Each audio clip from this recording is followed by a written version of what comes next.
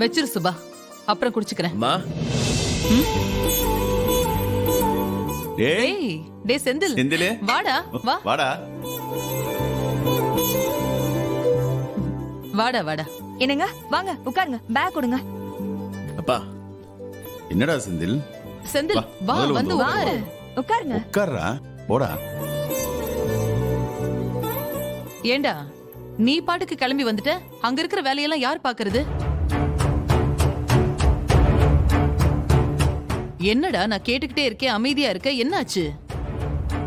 சுபா, போய் செந்திலுக்கு டீ போட்டு எடுத்துட்டு வாமா. சரிங்க அத்தை. என்னடா செந்தில்? அம்மா கதிரங்க? கதிர் எங்கங்க? ஆபீஸ்க்கு போயிருப்பான்ல? ஆமா, வீட்ல இல்லையடா அவன். என்னடா வந்ததும் வராதுமா கதிர கேக்குற? ஏண்டா எதுவும் பிரச்சனையா? முதல்ல அவனை வர சொல்லுங்கப்பா, அப்புறம் நான் விஷயத்த சொல்றேன். டேய் அவன் வீட்ல இல்ல போல இருக்குடா. காவியா, கதிர் எங்க போயிருக்கான்? அத்தை, அவரு காலையிலேயே வெளியே போயிட்டாரு அத்தை.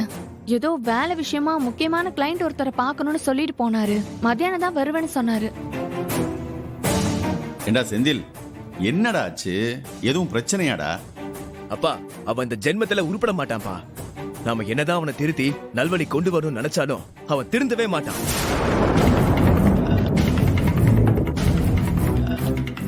என்னடா என்ன சொல்ற? எனக்கு ஒண்ணும் புரியல. மாமா என்ன சொல்றீங்க? நல்லா தானே மாமா இருந்தாரு, இப்ப என்ன பிரச்சனையை கொண்டு வந்திருக்காரு? அவன் நல்லாவே இல்ல காவியா, நம்ம எல்லாரையும் நல்லா ஏமாத்திட்டு இருக்கான்.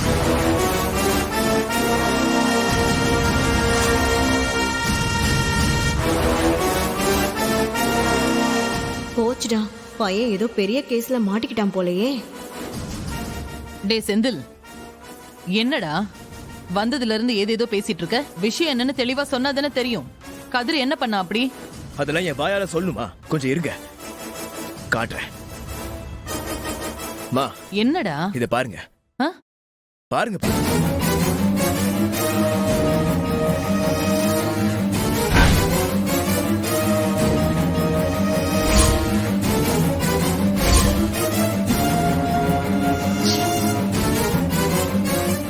அக்கா கூட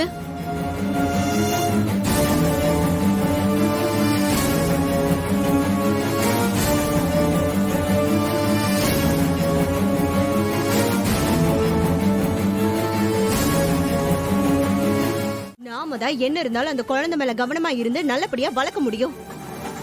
இல்ல நான் தெரியாம தான் கேக்குறேன். கதிர் உன் கூட பிறந்தவன் தானே, உன் தம்பி தானே, நீயே அவனுக்கு சப்போர்ட் பண்ணலனா எப்படிடா? போது நிறுத்துங்க. அவனுக்கு எவ்வளவு முடியுமோ எல்லாருமே சப்போர்ட் பண்ணிட்டு தான் இருக்கோம். அவனை பின்னாடி இழுக்கிறதும் பாலங்கணத்துல தள்ளுறது எல்லாமே நீங்க தான்.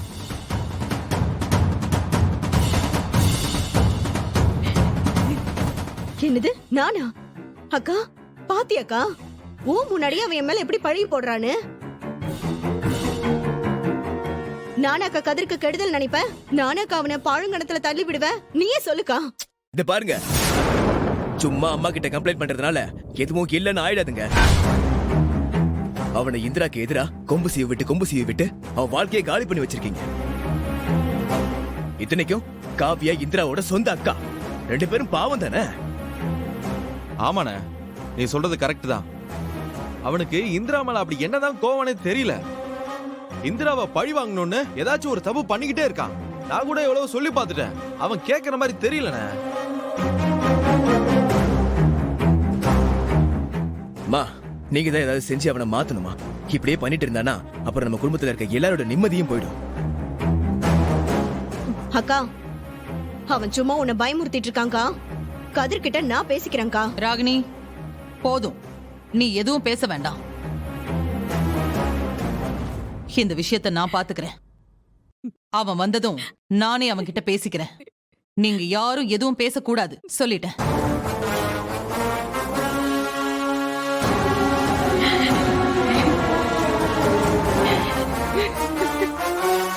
காவியா, இப்ப எதுக்கு நீ அழுதுட்டு இருக்க? நான் தான் சொல்றேன்ல, கதிர் வந்தா நான் பேசிக்கிறேன்னு. நீ அழாம இரு. காவியா, அதான் சொல்றாங்கல்ல. மடி அழாதம்மா. அதான் அத்தை பேசிக்கிறேன்னு சொல்லிட்டால, எதுக்காக கவலைப்பட்டுட்டு இருக்கிறப்போ அவனை மாத்தி நல்ல வழி கொண்டு வந்துடலாம்.